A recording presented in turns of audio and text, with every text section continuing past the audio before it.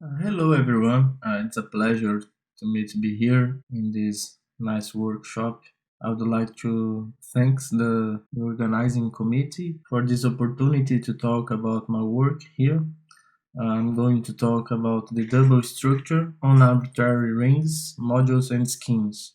So we are interested in described by ellipsis geometry from some algebraic tools and in my PhD thesis, Professor Gaffney and I developed some tools in an algebraic point of view in order to describe by ellipsis geometry where a family of analytic varieties is by Lipschitz equisingular. We get some necessary conditions for it, looking to the work of Mostowski and Paruzinski and so on. We will start define some basic language here. We define the double structure on analytic case, and then I will generalize this notion for arbitrary modules, rings, and schemes. In order to start, let X be analytic variety. We denote by OX the sheaf of holomorphic functions on X. We denote by Z1, Zn the coordinated functions on Cn, and we look to these two projections. Pi one is the projection onto the first vector, and pi two is the projection onto the second vector. And we define the double in a very natural way, which is for each global section H on OXP. The double of H is the pair given by H composed to the pi 1 and H composed to pi 2. Okay, so this thing here is what we call the double of H. And for modules, we define it in an analogous way. For a sheaf of modules in OXP, we define the double of M as a submodule generated by the doubles of global sections which are in the global sections in M. And we denote the double of M as MD. Okay, and some general results in this setup here.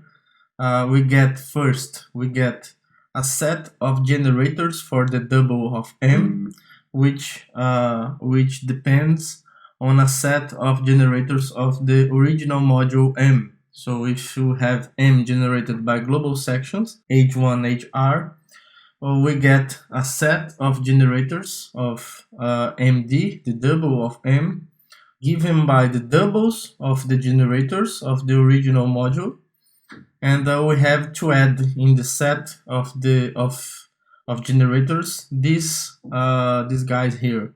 Of course, here we can change the coordinates. We can do this in the first p coordinates, and we are allowed to put d0 here at the end if you want in this way. You are able to get of course a set of generators of the double in the same way. And then we have another result about the generic rank, which is important too in order to deal with the integral closure in some parts of our work. We prove that if M has generic rank T, then the double has generic rank 2T. Okay, it's a result that we get as well. And then motivated by some work of Gaffney, we work with a family of analytic varieties. X, we call X here, and we will assume that X is defined by some F, an analytic map germ. Here we assume that Y given by 0 cross CK is the singular set, is the singular locus of X. We call here Z1, Zn the coordinates of Cn, and the Y's we call this as coordinates of CK. And the JMX is the Jacobian module of X, which is the submodule of OXP generated by all the partial derivatives of F, with respect to the all coordinates. And here we will consider some submodules of the Jacobian module. The first one is the parameter Jacobian module of x, which is a submodule generated only by the partial derivatives with respect to the y coordinates, and the one generated by the partial derivatives with respect to the z coordinates. And then with this notation, here my is the ideal of OX generated by the z coordinates, and in 992, Professor Gaffney proved that this family is Whitney equisingular if and only if the parameter Jacobian module is in the integral closure of my times the members Jacobian module. Okay, and then we start to think about what happens if the double structure is added in this inclusion. So for the hypersurface case, Professor Gaffney called this the infinitesimal Lipschitz conditions my, and we generalize this for any family of analytic varieties. So if take off this my here, we get weaker condition, and we call at the first case in the hypersurface case, Professor Gaffney called this infinitesimal Lipschitz conditions A, and here we generalize these conditions for modules for arbitrary families of analytic varieties, and this inclusion here holding in Lapointe, here we call infinitesimal Lipschitz condition A, or Lipschitz condition A. In our work, we proved that this condition here is generic. We can find a dense Zariski open subset of this product here, where these sheaves are defined, and we have this inclusion holding in a dense Zariski open subset of this product, the fiber product of X by these parameters space. And after this, we also proved that the condition about strongly by Lipschitz equisingular, which is a condition given to Mostowski, which has to do the existence of some Lipschitz vector fields, which trivializes the family. This, the Lipschitz A condition, is a necessary condition for these strongly by Lipschitz equisingularities in a family of analytic varieties. So we are working currently in some way to get some converse of this result, or think about of the converse. We don't know yet if you have this converse or not, if you have to add some hypothesis here to get the converse. Anyway, we are think about this yet. And a corollary of this result, if S is a stratum of Mostowski stratifications of X, then X satisfies the Lipschitz A condition along this stratum. But my main goal here in this talk is to present some way to define the double structure in a purely algebraic way. This is what I'm interested in here. So the original interest here is to define a notion of the double for schemes. We already have a notion for the double in analytic variety, so we would like to define some analogous thing for the scheme. So let's suppose that we have a scheme X. We need projections to work with the double. So in the scheme case, it's nice to work with a scheme where is a scheme over another scheme. So that's why I'm working here with a scheme which has a structure morphism, which gives me a structure on X as a scheme over another scheme S. And once I need projections, two projections, the correct way to see here the product in the scheme case is to look for the fiber product. So we have the fiber products always on schemes, and I will consider these two projections, canonical projections, given by the fiber products, and we have this diagram here, and then these two projections give us a natural way to define the double of a global section of OXP, where here OX is the Schiff structure of the scheme X. So we define HD in an analogous way. Here we take the morphism induced on global sections, and we apply this to H. And here we have the same thing. I forgot to write here. Here is H, okay, and then let me go back here. Okay, and we would like to see what happens in the very first example of schemes, which are affine schemes, probably the most important example. So in the case where we are working a affine scheme, we suppose that X is a spectrum, is a prime spectra of some ring R, and here we assume that this scheme, this affine scheme, is a scheme over the prime spectra of some field K, which gives rise a structure of algebra in R over this field K. And this structure morphism induces a ring morphism between K, which is the global sections of the canonical sheaf here on the spectrum in this field, and here the same thing for the ring R. And this morphism of rings gives a structure of algebra. Okay, and here the fiber product is it's easy to consider here because we have the tensor product. The fiber product of affine schemes is related to tensor products of algebras over a field K. So if we consider these two canonical morphisms of rings, we use these canonical morphisms to construct the fiber product, which is the spectrum of the tensor product. Okay, so this triple here is the fiber product because is unique up to isomorphism. So we can look the projections pi 1 and pi 2 as these two projections. I'm sorry.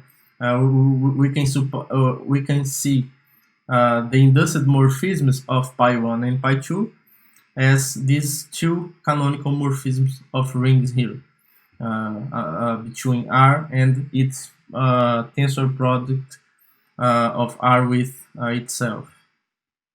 Okay, so in this way, now if you take global sections here, H, the double of H by definition is this pair here. So now, because the induced morphism of global sections of pi 1 and pi 2 are the canonical morphisms between R and the tensor product of R with itself, pi 1x on H and the same thing with pi 2 is iota H and JH, which is H tensor 1 and 1 tensor H, which belongs to this module here. Which depends on the tensor product. So in this very nice example here, we see that in the affine scheme case, the double, it's only this here. It's only if you have H on any module M, any R module, if you have any ring R over a ring K at first, we can consider this module. Here we call this the ambient module because it will be in this module where this double will live. And here, for each H on M, we define the double of H as the H tensor 1. 1 here is the unit of ring R. And here we take the opposite way. We define 1 times H, or 1 tensor H, which belongs to the ambient module of M. And the double of M we can define in the very analogous way. We define as the R tensor R submodule of the ambient module of M generated by the doubles of the elements of M. Okay, and now we will get some, we will recover some results which are true in the analytic case, and we would like to see if they are true in this new setup here. So in order to do that, we consider this diagonal map, which takes the difference between the two canonical morphisms between R and the tensor product, and we call this diagonal map, and we denote as delta R the ideal of the tensor product generated by the images of these elements in the tensor product. Okay. At first, we get a lemma, which it's helpful to make some calculations, and as a consequence, we can generalize that result about generators of the double, and we get this proposition, which is very similar to the analytic case.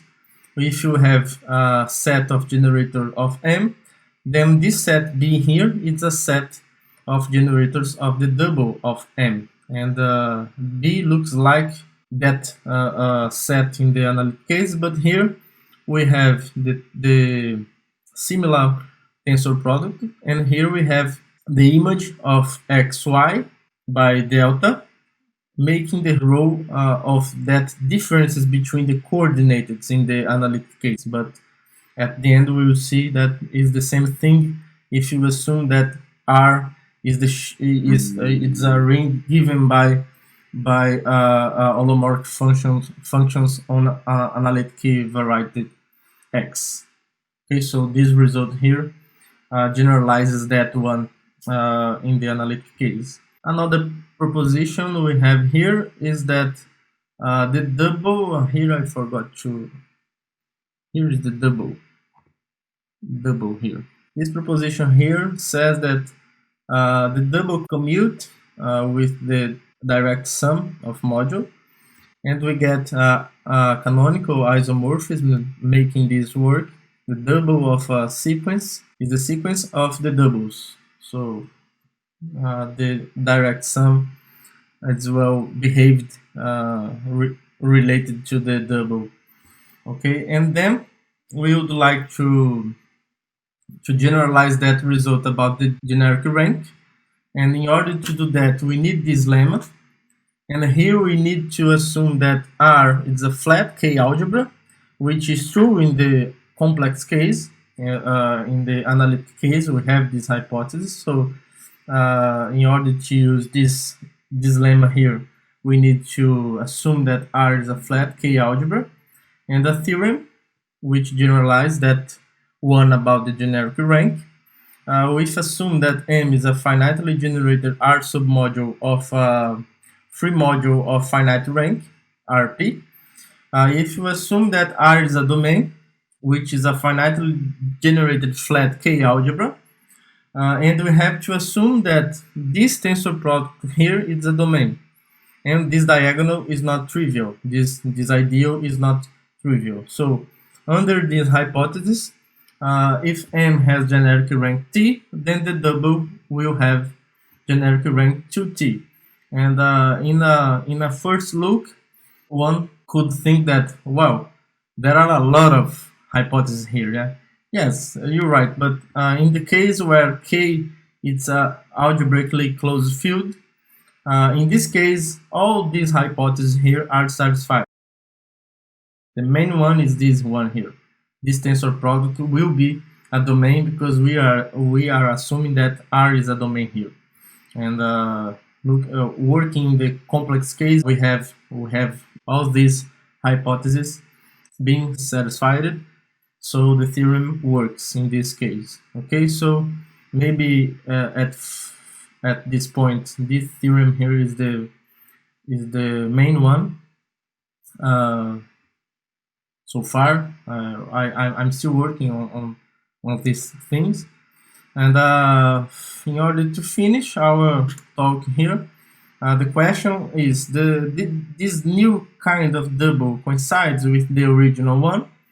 And yes, it will coincide because in this case, if you assume that X is analytic variety on Cn, assuming that pi1 and pi2 projections on each factor, taking R as the global sections of holomorphic functions, and M as the global sections of OXP, we know that the global sections of the product is isomorphic to the tensor product of the global sections of OX over C, and these isomorphisms play this role here. And then if you take if you take some H, global sections of OXP, we can, in this case, write H as a p-tuple, as this one. And when we compose H with pi1, we get this, which is exactly H tensor, the unit of the global sections of OX. And in the very analogous way, we conclude that H composed to pi2 is the tensor product of 1, the unit of OX, with H. And then the original double is defined as H composed by 1, H composed by 2, but because of this equality here, because of this, H composed by 1 is the tensor product of H with 1, and H composed by 2 is the 1 tensor H, which is the new double. So the new double of H is the same thing as the original double of H in the analytic case. So in fact, this construction that we have defined here generalizes that one we had in the analytic case. Okay, so I think I will finish here, and stay safe, and thanks for your attention.